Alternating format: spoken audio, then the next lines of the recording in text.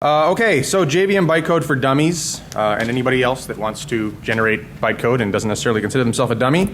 I'm Charles Nutter. I work now, seems like every time I'm here I'm somewhere different, but now I'm at Red Hat working in the JVM language group in JBoss, mostly still just working on JRuby. But in working on JRuby, since I'm primarily responsible for compiler, optimization, performance stuff, I do a lot of bytecode generation, a lot of bytecode analysis, lots of low-level JVM stuff. And after doing this for years, I kind of figured that there's two talks that I could give to kind of give other people insight into how the JVM works and how you can take better advantage of it. So this is really kind of a two-part talk. I've given it as one long tutorial thing before, but there's two parts. The first part is what we have today, talking about JVM bytecode, a little bit about how to inspect the code, actually decompile or disassemble Java class files and understand what you're seeing a little bit, generating it, and I'll talk about several different libraries in brief that you can kind of look into on your own. They all have generally the same structure. It just depends which language, what sort of DSL format you want to use, and how the bytecode actually works, how the VM executes it, how the stack operations work, how local variables work, and kind of the basics of getting going, generating bytecode, and understanding what it's doing. The other talk, which I'll give tomorrow morning at the same time, same room, we'll talk about from the bytecode level down. Talk about how the JVM actually takes that code and optimizes it into native code, how you can monitor that process, how you can view the optimizations as they're happening, and if you want, how you can even go down to the native assembly code that the JVM is running. So if you're intent on getting the best possible performance out of a piece of Java code, that's a good talk to check out because you can actually see what's running on the hardware. And you don't have to be scared. It's not that complicated to understand it. Okay. So other talks I'm giving, my quick plugs. Like I said, JVM JIT for Dummies tomorrow morning. Talking a little bit about how we've been how all the challenges we've had when we've implemented JRuby tomorrow afternoon. Some of that is going to be relating to invokedynamic and performance. A lot of it's also relating to calling native libraries and making that all work well. And then two polyglot talks that should be a lot of fun. Tomorrow night, the BOF, we're going to go through as many of the JVM languages as we possibly can. There's like 250 languages that people always talk about. We're going to try and get through as many as possible. And just talk about what crazy things people are doing with the JVM and how you can start doing some crazy stuff on your own. And then a more practical one, Polyglot for Dummies, where we'll talk about using kind of the big 3 or 4 non-Java JVM languages, where to integrate them, where it fits, how to tie them all together. Okay, so back to the subject at hand, bytecode. What is bytecode? These are definitions that I pulled off of Wikipedia. An instruction sets designed for efficient execution by a software interpreter, or a virtual machine, essentially, suitable for further compilation into machine code. And that pretty much sums up how bytecode is used in most VMs today. Some VMs don't actually have an intermediate representation that they execute. Some go straight to native, but in general, they all fit kind of into this general pattern. So bytecode, the key there is the word byte, of course. It's a 1 byte instruction. There's 256 possible opcodes then, if you're using an unsigned byte. Right now on the JVM, about 200 of them are in use, and so of course there's room for more. But we haven't had any new bytecodes added since invokedynamic in Java 7 was a huge deal. Major changes to the JVM specification. Not likely to see a lot of change in the JVM bytecode set over time, especially since invokedynamic is kind of a window to all sorts of other things that we don't need to add new bytecodes for now, like dynamic calls. Like I say, little variation since Java 1.0. There's a couple of instructions that have been deprecated, a couple instructions that have been added, but mostly pretty static. Microsoft CLR is also sort of a bytecode VM. It's stack-based, but they don't actually have an interpreter like the JVM does. On the first time you execute a piece of code on the CLR, it takes all the intermediate representation, their bytecode, and immediately compiles it to native. So it doesn't do what the JVM does where it runs it for a while, lets it optimize, learns about the code a little bit. It goes straight to native, and that's one of the reasons that they can do much faster out of the gate as far as executing code. But a lot of optimizations the JVM can do, like reducing null checks, array bounds checking, all that stuff, they can't do because they don't have any runtime optimization. So why would you want to learn about bytecode, how it works, how to generate it? Well, it's actually pretty good to know your platform from top to bottom. Most people start with some sort of managed language as their CS degrees or as their tech degrees or whatever they're doing, and never really get below that.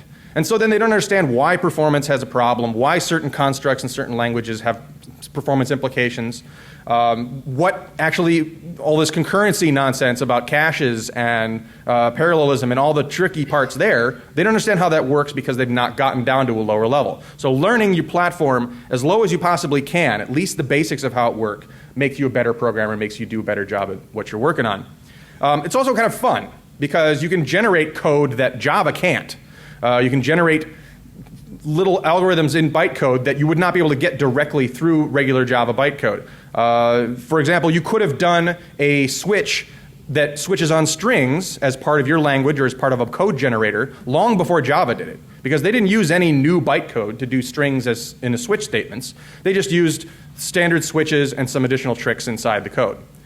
So there's lots of fun stuff you can do to build your own languages or modify existing languages, generate code. And you may need to be able to read the bytecode someday. There are cases where a particular piece of code, maybe from a different language than Java, generates bad code or code that has performance problems, like certain features in Scala or Ruby that generate a much larger amount of code or not as optimized as well. Being able to understand what that code is and at least recognize that there's a problem with it will let you know which features maybe you should be questioning. Okay. So we'll start out with a simple hello world here written in Java. The first tool that most people will end up reaching for is JavaP. Has anybody ever used JavaP here? All right, so JavaP kind of gives you two things. If we run it with just the basic no flags command line, we get something that looks like this. Basically the general class structure in sort of a pseudo Java syntax, so we can see what the methods are, what the signatures are, what file it was compiled from, little basic details about the class. If we pass the -c flag, we actually get the decompiled or disassembled version of it that shows the actual bytecodes in there. We can see the default constructor that was created by JavaC for us, and we can see our main that's doing the hello world logic here.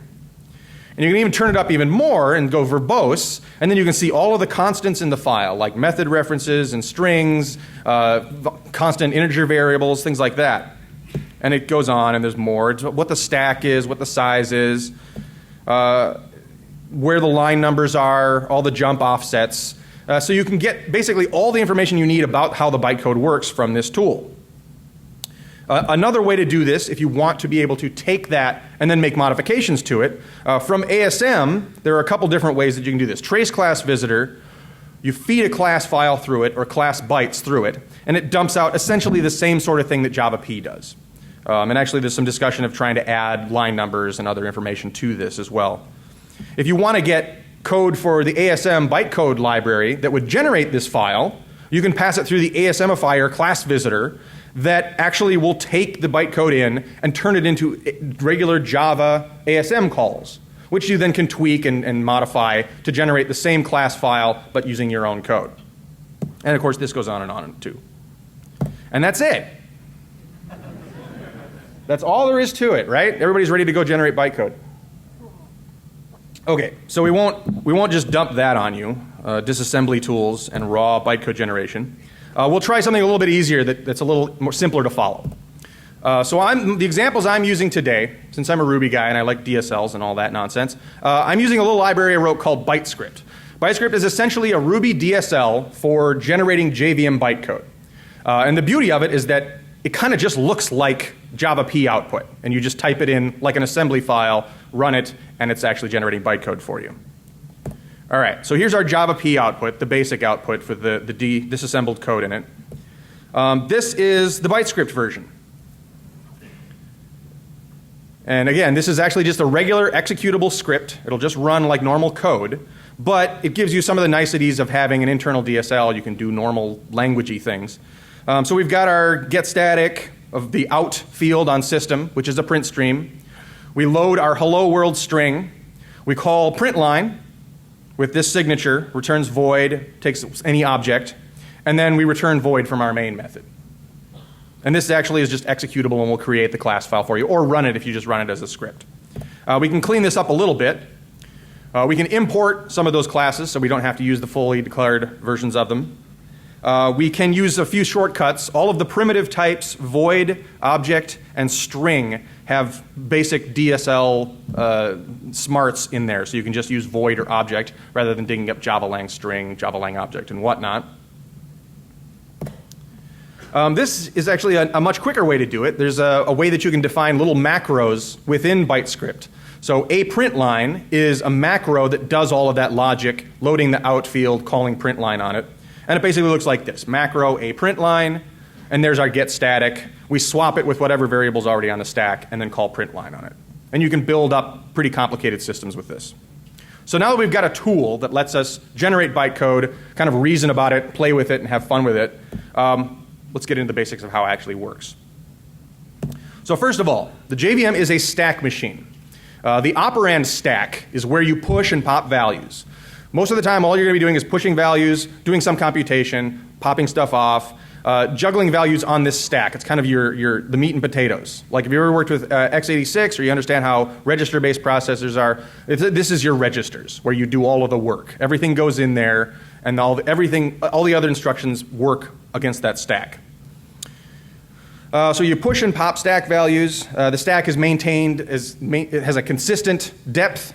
Part of the verification process for JVM classes or JVM bytecode is to make sure that the stack is never, it's a fixed length. You don't walk off the end of it. You don't have any overflows, things like that. So it is explicitly sized. So let's see. We've got our little hello world. We'll actually walk through how this works. And we've got our JVM stack on the one side. All right. So we start out with our get static. We get the print stream from system, the out field.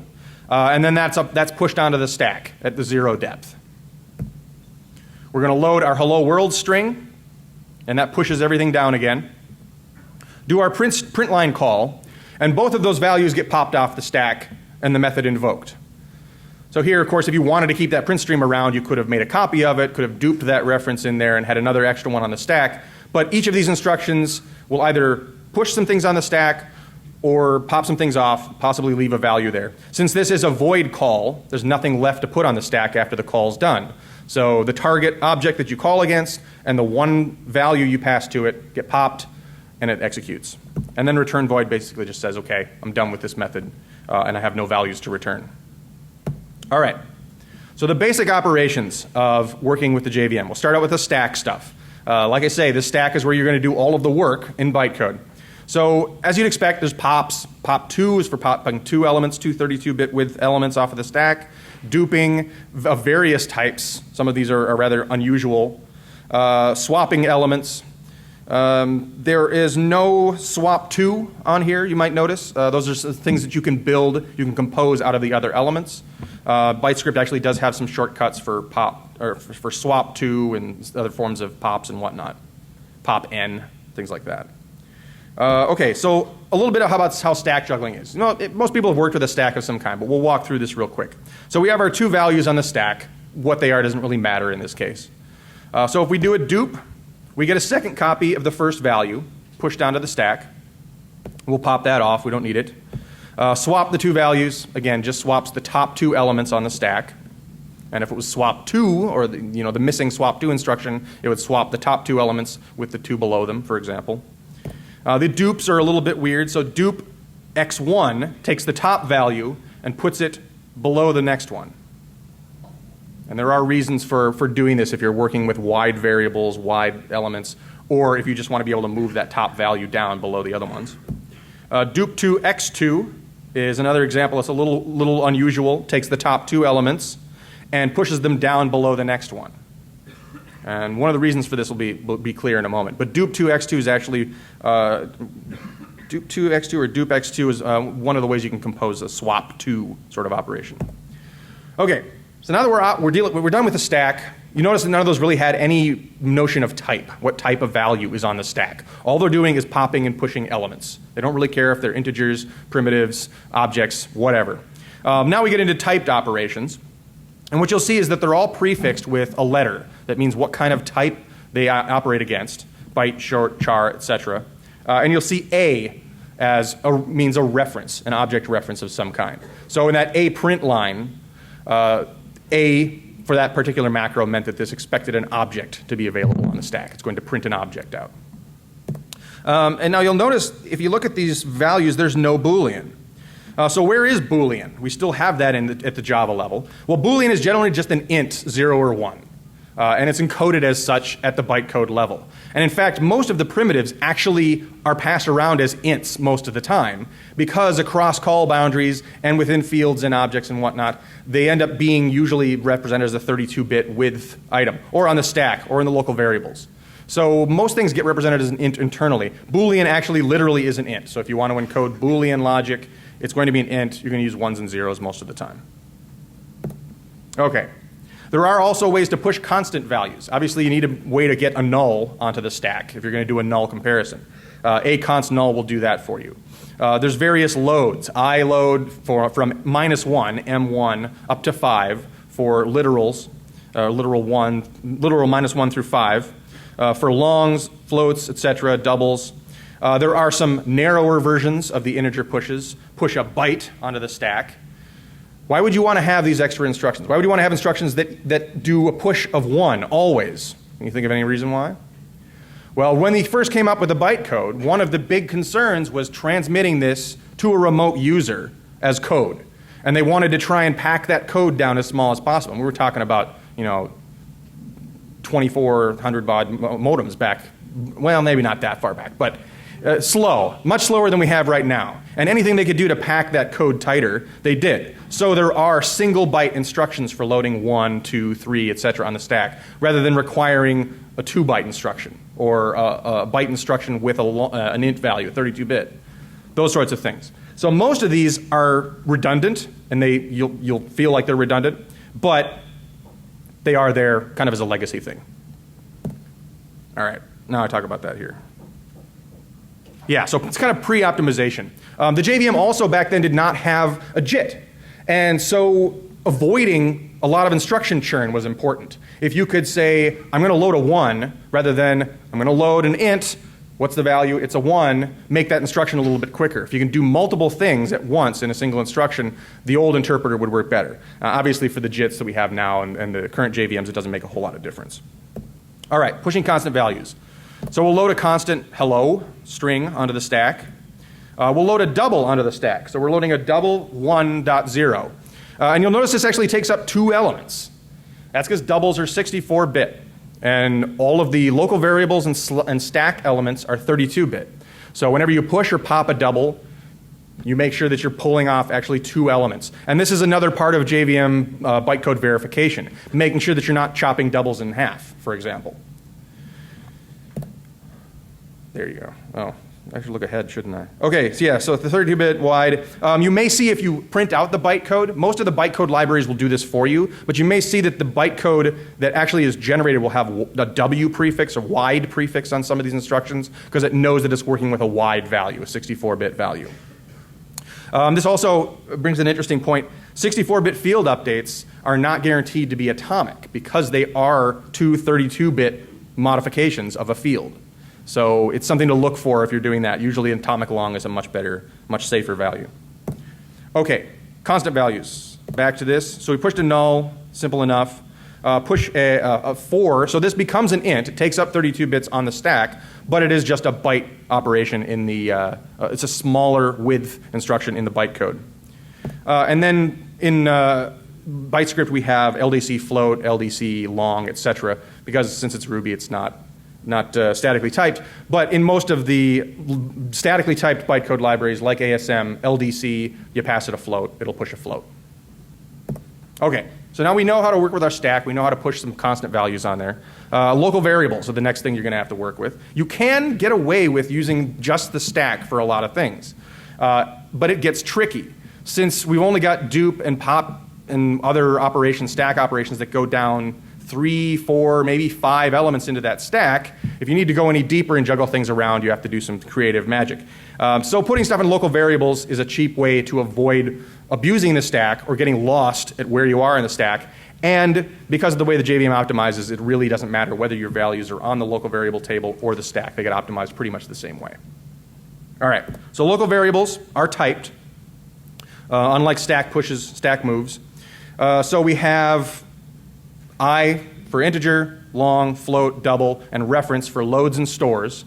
You'll notice there's no byte, no short, no char. That's again because these are all going to be 32-bit values in the local variable table anyway. So there's only I for anything that's 32-bit or smaller. There are some packed versions of these, like float store 2. Store this value that's on the stack, to store this float in the second local variable in the table. Again, packed instructions, fewer operations for the old JVMs, smaller code, meaningless now.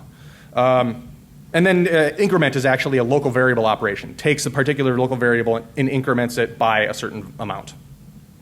All right, so a little bit more complicated now. So we load our hello onto the stack. We're going to push a 4 value as well. And now we're going to store that in local variable 3 on the left. We've got a double that's going to be 0.0, the constant value. And now we store that one in the 1 local variable. And again, like when you're working with the stack, it ends up taking 2 slots. So this is where juggling doubles and longs around in bytecode can sometimes get a little tricky. Some of the libraries have ways to help you, but you need to make sure you're not cutting local variables in half either. Like if I was to do a store load from local variable 2, the JVM can statically verify that this is the second half of a double in there and will not allow that code to load because it's not a valid value to load at this point. All right, we'll store our hello off, we'll load it back, and then we'll actually increment the variable at 3, the integer value at 3 by 5 up to 9. And so this is another interesting detail. In Java, our increment operator is only 1 up or 1 down, right? Increment or decrement. But the actual instruction can take any integer value and increase it by that amount. Again, little features that exist at the JVM bytecode level that Java doesn't even use. Arrays are very similar to working with local variables. You load and store particular typed elements out of them. The only difference is that you have to have that object, that array, available on the stack before you do your gets or your sets into it. New array creates a new primitive array, and at the bytecode level you'll say new array of int or of float or byte. A new array is a new reference array, so any object reference can go in there. Array length, simple enough. Array on stack, array length. And multi-A new array creates a multi-dimensional array of some complexity. Okay, working with arrays. So first of all, we'll load a 2 onto the stack, and we'll create a new integer array. And so at this point, we've basically got a zeroed out array of 2 integers. We'll dupe that. And now, like I mentioned before, when we saw the hello world example, if you want to keep anything around, you're going to need to dupe it onto the stack so you don't lose it, or store it in a local variable somewhere. Either way, this is going to get popped off, and once it's popped, that reference is gone forever. So you need to store it somewhere. So we'll dupe this because we're going to be working with it a little bit. We'll load a 0. We want to get the 0. We want to store into the 0 element of the array. We'll load a -1 onto the stack. Store that into the array. And now you'll notice it took our value, our index, and the array reference and popped all 3 of those off the stack to do this operation. So if we hadn't done that dupe to begin with, our array would be gone at this point and we'd no longer have a reference to it. So we've got the reference that was already on the stack. We can see it's been updated with -1. And now we will just pull that value back out again. 0 element, IA load, and we've got our -1 on stack. Simple enough. All right, math operations. I'm not going to go into any deep example. You can imagine how all these are pretty simple. They work pretty easily. The only one here that is unary is negation. All the other ones will expect 2 of those elements to be on the stack. 2 integers, 2 longs, 2 floats, whatever, and they'll push that result on the stack afterwards. All right, Boolean and Bitwise operations, again, nothing too complicated here. These all map pretty much straightforward to the standard Boolean and Bitwise operations you expect at the JVM level, or at the Java level. And then conversions. Again, I'm not going to go too deep into this, but if you want to do a cast up or down from an integer to a long or from a long to an integer, there are simple bytecodes that do these. You have a long on the stack, you do the L to I bytecode, and you get an integer. It takes the two 32-bit elements of the 64-bit long and truncates it down into an int. Okay, basic comparisons. L-comp, F-comp, L, etc. These will take the 2 elements and push with -1, 0, or 1 on the stack depending on how they compare. And these are mostly working with the 64-bit longs and then floating point values.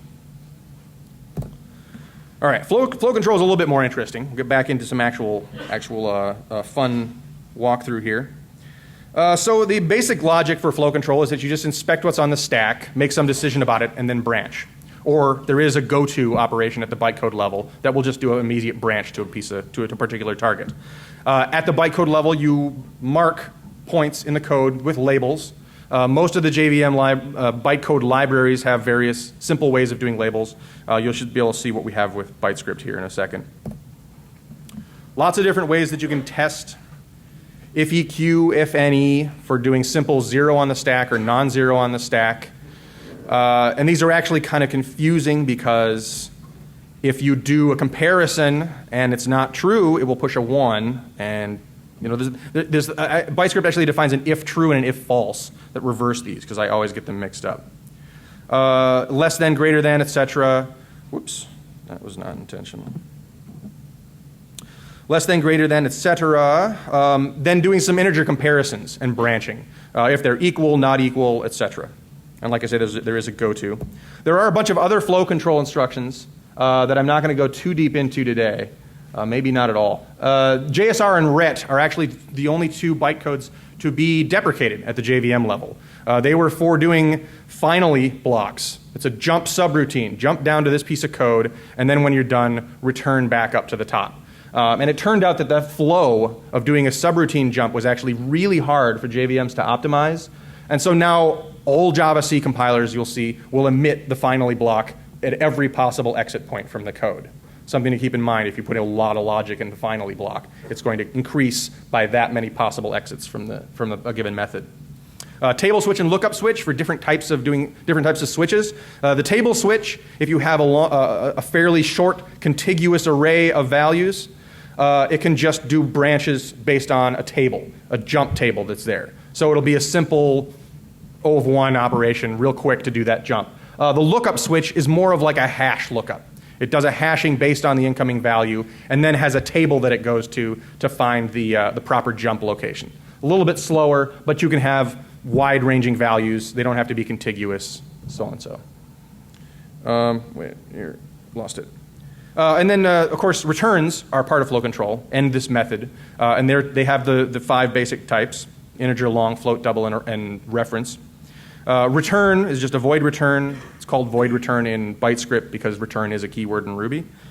If null and if non-null, again, just branches based on null or non-null being on the stack.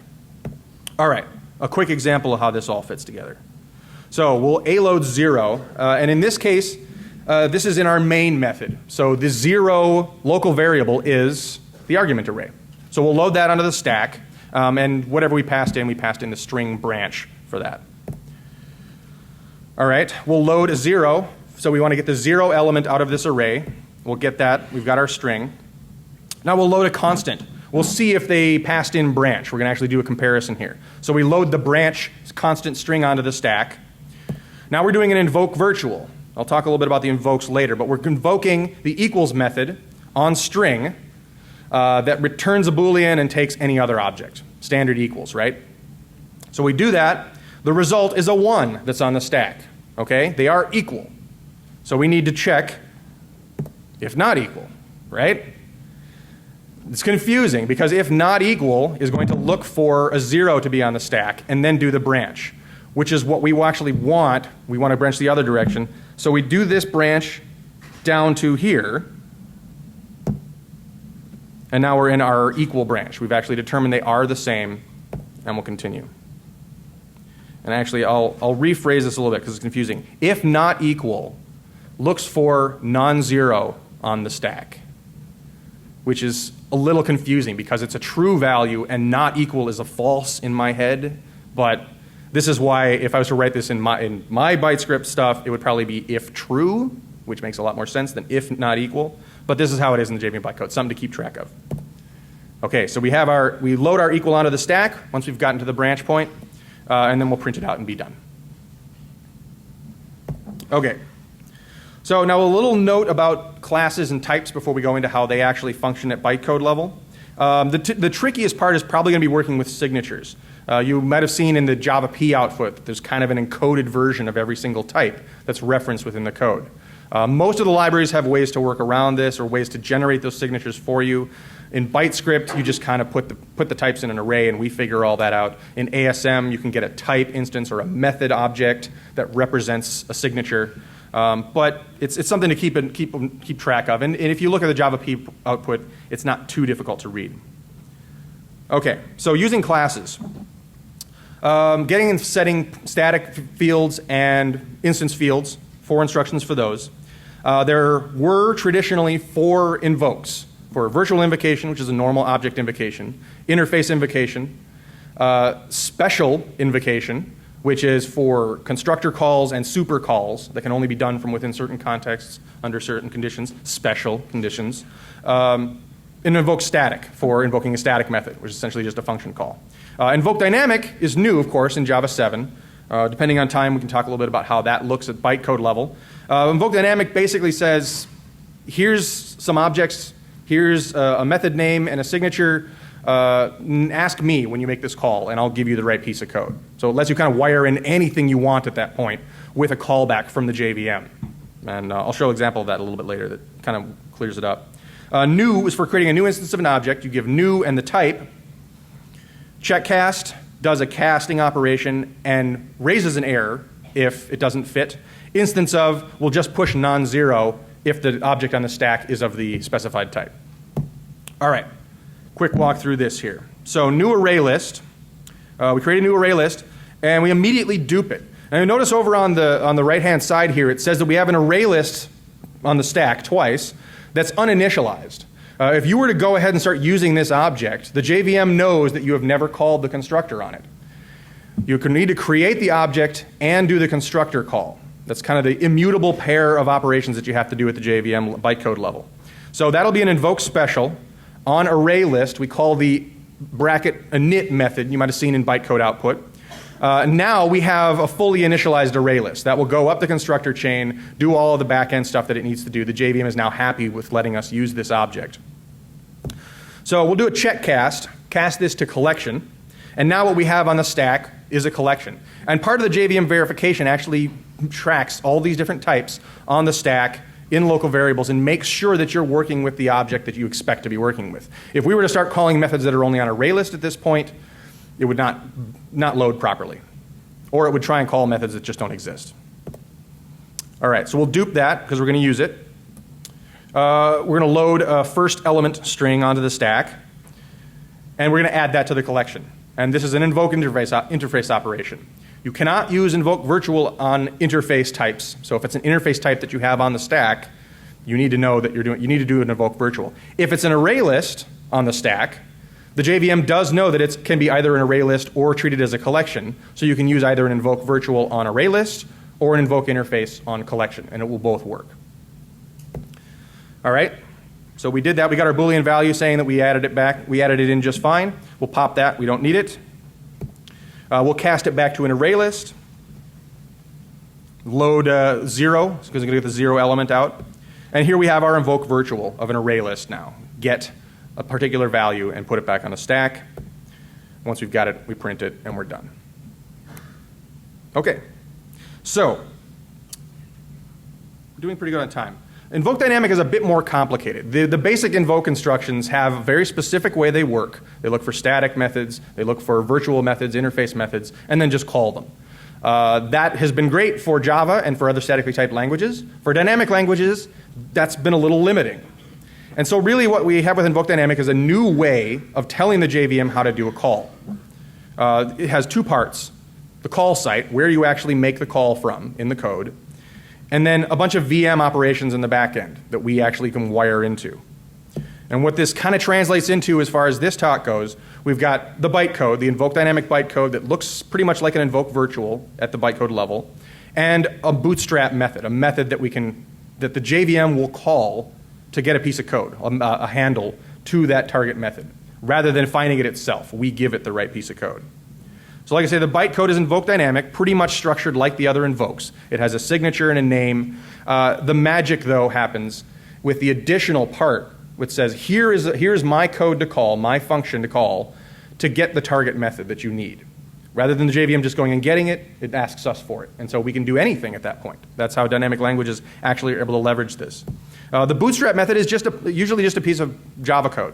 It'll look at what the type is that are coming in, the signature that's expected, the name of the method, probably what parameters we're passing, and make a decision about how to route that call. So rather than having it done statically, we can do it dynamically at runtime. And method handles, if you haven't heard much about them or played with them yet, they're basically like function pointers and then plus plus. There's a bunch of other stuff that you can do around them. So you can actually give the JVM a reference to any function, any method in the system as part of invokedynamic, and it will wire it right into the actual call site, optimized like it's regular Java code. A little walkthrough of how this actually works, more visual. So up at the top on our switchboard here, we have the invokedynamic bytecode. Somebody's making an invokedynamic call at the bytecode level. The JVM will call our Bootstrap method because it doesn't know where this invokedynamic is supposed to go. It's all dynamically figured out at runtime. Our Bootstrap method then provides the JVM with a method handle. This is the function you want to call at this point in the code. I've done my calculation, figured out where it's supposed to go. That method handle then is just a pointer to some target method, some piece of code somewhere in the system. And the magic here comes at this point. The JVM actually can route directly from that bytecode to whatever piece of code we handed it, whatever method handle we gave it. And all of the rest of that logic can just disappear from then on. And that's why it's able to optimize basically like any other invoke instruction, any Java static call, without actually being statically typed. All right.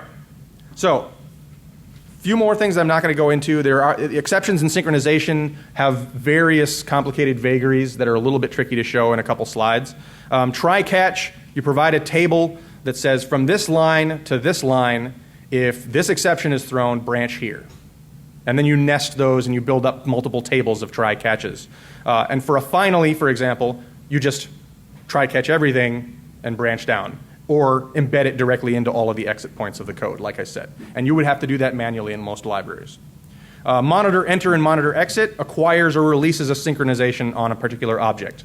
And the monitor exit is verified to happen before you exit the method body and within a finally. So it will make sure that you are properly releasing synchronization on an object before it will even load that code. And it can be a little goofy sometimes to get it right. A few more examples here we'll run through. So this is in BiteScript just basically a simple loop.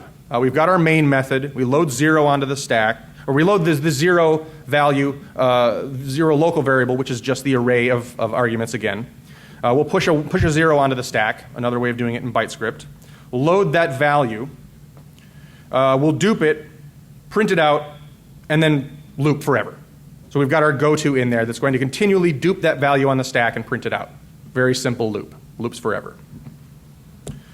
Here is Fibonacci, a little bit hard to read perhaps in the back. It looks almost exactly like what you would have at the bytecode level if you wrote it in Java. I think almost everything in there is almost identical to what you would have in Java P output. But this is just executable Ruby code, essentially. Whoops. Now, the fun half of this is actually the main method that runs our little Fibonacci. So we have our main, and then we have all these other instructions that look like they don't exist at the JVM level. Load times, a print line is in there, start timing, etc. And these are all, again, just little macros that have been defined in BiteScript. They could be callouts to methods, but it's kind of nice to have them as little macros. Load the number of times basically pulls an integer out of the arguments that's coming in, an integer string, parses it, and leaves it with an int on the stack. Start timing. Loads the current time from current time milliseconds, just like this. End timing loads that time again, subtracts it from the original one, and we've got our actual time on the stack. L print line is another one that's not built into BiteScript, but it's easy to write. Same thing as before with a print line, except that we're doing the long version of print line when we do the call. All right, so that's all BiteScript, and like I said, most languages have some sort of DSL for doing ASM. We'll get into a couple of those in a sec here. 1209. Okay, so one way, like I said, the ASMifier, the visitor that you can do, will give you code like this. It's not the prettiest thing in the world, and talk about not being dry. There's about 30 instances of the word visit on the same piece of code. But this is the raw ASM API that you would use to generate code. And you can see iload, aload, they're all basically constants in the API, and you can use any one of them. A nicer Java API that I've been working on with some other people is called JiteScript, which is essentially kind of building a DSL idea off of BiteScript. It's very similar to what the Java P output looks like, but it's a normal Java library. It doesn't have any Ruby dependency. So here is, perhaps a little too small, a JiteScript version of this. Define a method main that's public and static, returns void, takes a string array as its arguments. LDC hello world, get static out. Again, this is all just plain Java code, but as a DSL it looks a lot nicer and it's a little easier to work with. Down at the bottom is a different version, the more fluent API, where you essentially have a builder that you crank code into, LDC, a return, and so on. And then loading it is just basically give it a class loader, and you've got the bytes, you've got the class in hand. Groovy has actually a bytecode annotation that you can annotate a particular method body with this bytecode annotation, and then you get a DSL within the body that is essentially like JiteScript. And here is actually the fib. Again, looks almost identical to the BiteScript version, looks very much like the Java P output, but this is an internal DSL. You can do Groovy stuff in here and essentially generate bytecode with a much simpler API. Scala, it has another a builder as well. I'm not sure if this is the standard one that people who are playing with bytecode and Scala use, but it's the one that I found. Cafebabe. So everybody know where that comes from, right? Yeah, maybe.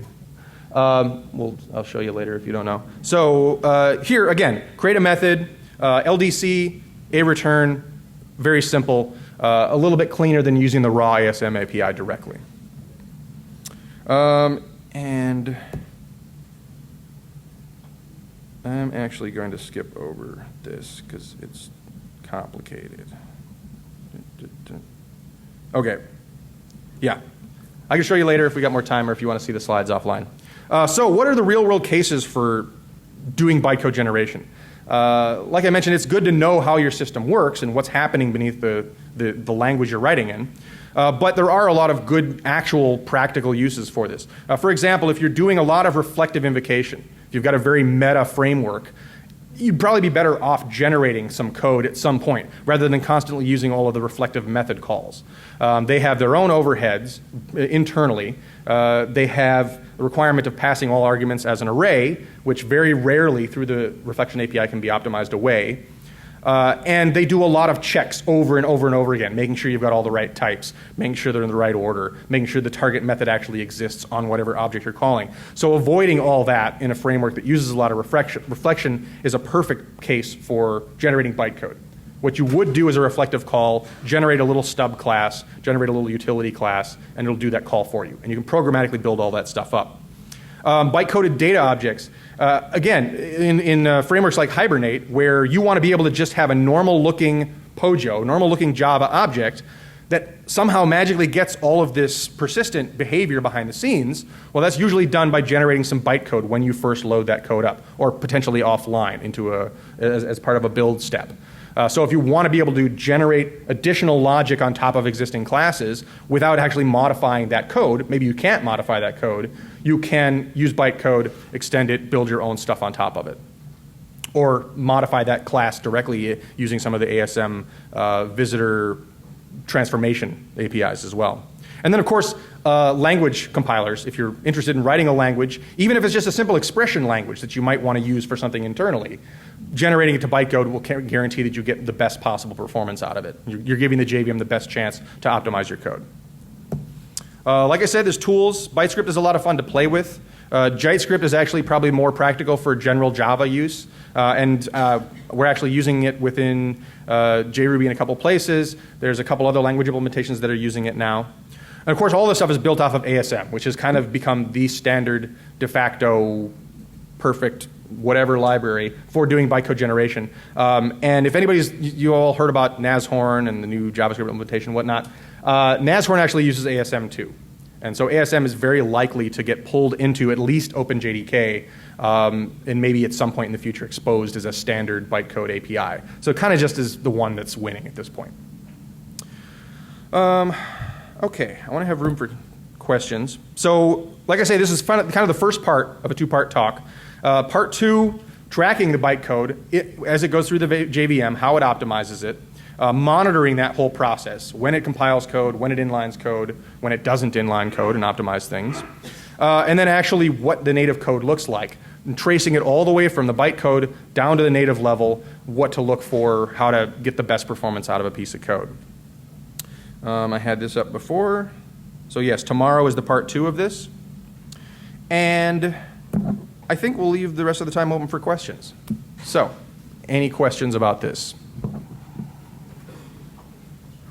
Yeah, here. So maybe a real world use case. Would this be a good approach to filter out assertions? Yeah, actually, so the question was, would this be a good approach for filtering out assertions from bytecode? As you probably will know as Java developers, the assertions don't get executed unless you have them turned on, but they are still in the bytecode. Yeah, very, very much so. You could pass this through an ASM transformer visitor thing and basically just ignore those and re-emit everything else. Because the assert's just going to operate on its own line. It has no other state that goes with it. So you could filter all of those completely out of the code as it's loaded. Do you know if that's a performance optimization that would help at all practically? Actually, it might for some arcane reasons. Hotspot, the OpenJDK JVM, has certain limits on the size of code that it will optimize or inline in particular cases. And anything you can do to get the method size down will help. Assertions do, I believe, still count in the bytecode count. That's something I need to check, but I'm pretty sure that they do count against you. They do. So there's one of the key JVM folks, John, right there. So yes, they do count against you, and having a tool that could strip out assertions when you know you don't need them anymore could actually help you in some cases. Like I say, arcane reasons, but it is there. Other questions? Yes? So, Bytecode, how is that handling the issues with AMS versions? Because every time AMS releases a new version, they say it's not back compatible. Are you using Postgres repackaging, or are you jar boosting it, or how are you doing that? Right. So right now, I think JiteScript is just expecting that an ASM version is going to be available. It doesn't vendor it in any way like a lot of libraries do. But my hope, it's based on ASM 4. And in ASM 4, they did do some work to hopefully make it more future compatible, making some things be abstract classes, having there be little factories built into some of these things that they can plug in for future versions and keep the APIs the same. So hopefully, as things go forward with ASM, we're going to have fewer cases where new versions break. ASM 4 was a big break because there were a lot of changes that were needed to support invokedynamic the right way, to support some of the newer features coming up. So it was bad in the past, but I think it's not going to break as often now. Okay. Anything else? Yeah. Is there a opcode or for compare and set or compare and swap operations like for the Yeah, for concurrency stuff. So are there opcodes for compare and set various atomic operations? There are not.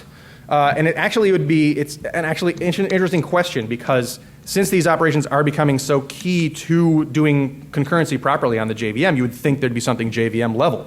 And in fact, this kind of plays into the talk tomorrow.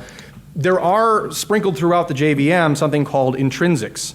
The compare and swap operations are an intrinsic that the JVM just knows about. And so rather than doing that call, it sort of is like an instruction. And actually, John has been fond of telling us that whenever we want a new instruction, just stick it in a static method and call it. Because the JVM is almost always going to inline that static piece of code, depending on size and other metrics. So it's really not necessary for us to have an operation at the bytecode level for every possible thing we need to do on the JVM. We can compose it out of other operations or some of the built-in intrinsics, like for compare and swap, and not have to actually bloat up the bytecode that much. We don't need to be like Parrot, which I think had like 20,000 opcodes or something. Yes? Which sort of leads to the obvious question. Why was invokedynamic not intrinsic? Yes. So why was invokedynamic not an intrinsic? Okay. Well, we'll allow the JVM guys to answer that one. Any other questions? Yeah, sure. So there's a stack-based thing, and then there's local variables. How are local variables not registers? They essentially are. They essentially are. And actually, if you look at the native code that comes out of it, it actually they'll be assigned to registers in the output that you get from the assembler. And stack moves will often be represented as registers too, or just optimized away. But yeah, they essentially are registers at that point. So the stack is kind of your moving stuff around, putting things in. It's kind of like your key registers, like your AX and your BX. It's where you put stuff to actually operate on it. And then the local variables are like memory locations or all the other utility registers that you have. All right. Anything else? Okay, thank you.